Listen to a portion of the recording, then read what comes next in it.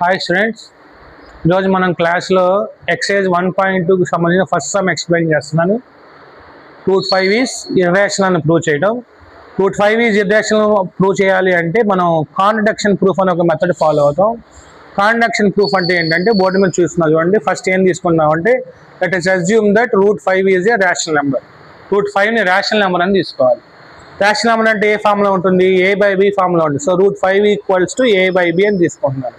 So ఇది rational number ఒక condition where a, b are integers, b not equal to 0, a, b are coprimes. ఇప్పుడు ఏం చేయాలి? మనం స్క్వేరింగ్ ఆన్ బోత్ సైడ్స్ చేయాలి.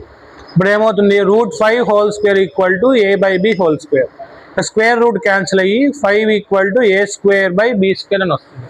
ఈ b స్క్వేర్ ని షిఫ్ట్ చేస్తే a square equal to 5b square. దీని ఈక్వేషన్ 1 అనుకోండి. So b square is equal to 5 at shift చేస్తే a స్క్వేర్ బై 5 అవుతుంది. అంటే a square is divisible by 5 అయితే a is also divisible by 5 అవుతుంది. So ఇప్పుడు let a is equal to 5c అనుకోండి. మళ్ళీ స్క్వేరింగ్ ఆన్ బోత్ సైడ్స్ చేయండి. అప్పుడు ఏమవుతుంది? a whole square equal to 5c whole square.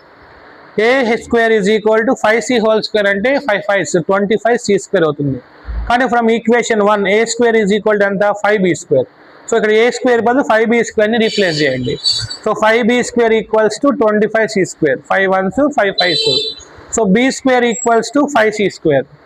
c square equals to b square by 5. అంటే b square is divisible by 5 అయితే b is also divisible by 5. So if a, b are coprimes it has 1 as a common factor అయి ఉండాలి.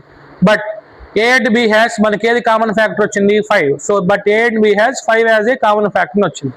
So it contradicts our assumptions. So therefore root 5 is a irrational number. So దీన్ని base చేసుకుని మనం route 2, root 3, root 7, root 11 చేయొచ్చు. For example route 7 చేయాలంటే route 5 ఈ question ఈ ఆన్సర్లో 5 ఎక్కడైతే ఉందో అక్కడ 7 పెట్టుకుంటే వెళ్ళండి. 25 ఎక్కడ ఉందో అక్కడ 49 పెట్టుకుంటే వెళ్ళండి. అప్పుడు రూట్ 7 కంప్లీట్ అవుతుంది. ఒకవేళ రూట్ 3 చేయాలంటే 5 ఉన్న ప్లేస్లో 3 చేంజ్ చేసుకుంటే వెళ్ళండి. ఎక్కడైతే 25 ఉందో అక్కడ 9 పెట్టండి. ఒకవేళ రూట్ 2 చేయాలంటే 5 ఉన్న ప్లేస్లో 2 సబ్స్టిట్యూట్ చేసుకుంటే వెళ్ళండి. 25 ఉన్న చోట్ల 4 సబ్స్టిట్యూట్ చేయండి.